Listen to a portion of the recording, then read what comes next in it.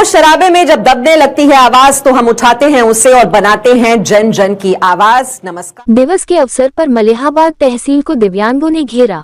संवाददाता विनय कुमार। आज दिव्यांग विकास सोसाइटी के द्वारा मलिहाबाद के तहसील में दिव्यांग भाइयों बहनों की विभिन्न समस्याओं को लेकर के एक दिवसीय सांकेतिक धरना प्रदर्शन किया गया और ज्ञापन के माध्यम से सरकार तक अपनी मांगों को पहुंचाने का काम किया गया। वहीं उपस्थित रहे दिव्यांग विकास सोसाइटी के राष्ट्रीय अध्यक्ष अजीत सिंह आजाद, जिन्होंने अपने जोरदार भाषण में सरकार और सरकारी कर्मचारी तथा अधिकारियों को आड़े हाथों लेते हुए कहा कि सरकार और सरकारी अधिकारी दिव्यांगों की समस्याओं को अनदेखा कर रहे हैं, इसलिए पूरे दिव्यांग समाज में आक्रोश है। यदि हमारी समस्याओं का निस्तारण जल्द नहीं किया जाता तो होगा बहुत बड़ा आंदोलन। वहीं उपस्थित रहे राष्ट्रीय महासचिव अनिल कनौजिया जी ने सरकार तथा सरकारी अधिकारियों पर आरोप लगाते हुए कहा कि दिव्यांग दर दर भटक रहा है, जिसके पास न शौचालय है, न ही आवास, न ही अंत्योदय राशन कार्ड है, न ही आयुष्मान कार्ड है। और वहीं पर उपस्थित रहे भ्रष्टाचार निवारण समिति के राष्ट्रीय अध्यक्ष जी, जिन्होंने कहा कि हमारे दिव्यांग साथियों की जो बुनियादी जरूरतें हैं जिस पर सरकार और सरकारी अधिकारी ध्यान नहीं दे रहे हैं, इसलिए दिव्यांग समाज भीख मांगने के लिए मजबूर हो चुका है। लेकिन अब लड़ाई आर पार की होगी, सरकार और सरकारी अधिकारियों के खिलाफ एक बड़ा आंदोलन किया जाएगा।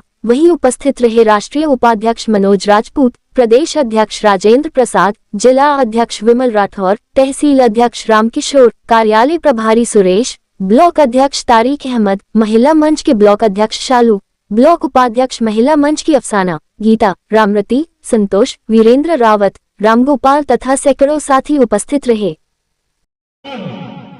इनके घर परिवार की योजनाओं को नहीं दिया जाता है। कौन सी ऐसी दुश्मनी है इन लोगों के साथ?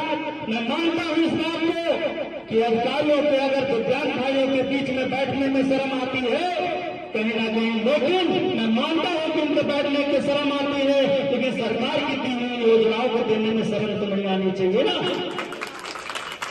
क्योंकि वो किसी आपके अपने पॉकेट से नहीं देते, वो किसी अपने तनख्वाह से नहीं देते।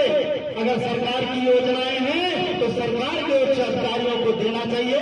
अगर अधिकारियों ने लोगों की आवाज को नहीं सुना तो ये देख लेना कि आज तो केवल 2 संगठन के समर्थन में उतरे हैं, आने वाले समय में हजारों में सैकड़ों संगठनों तक के समर्थन करने का काम करेंगे।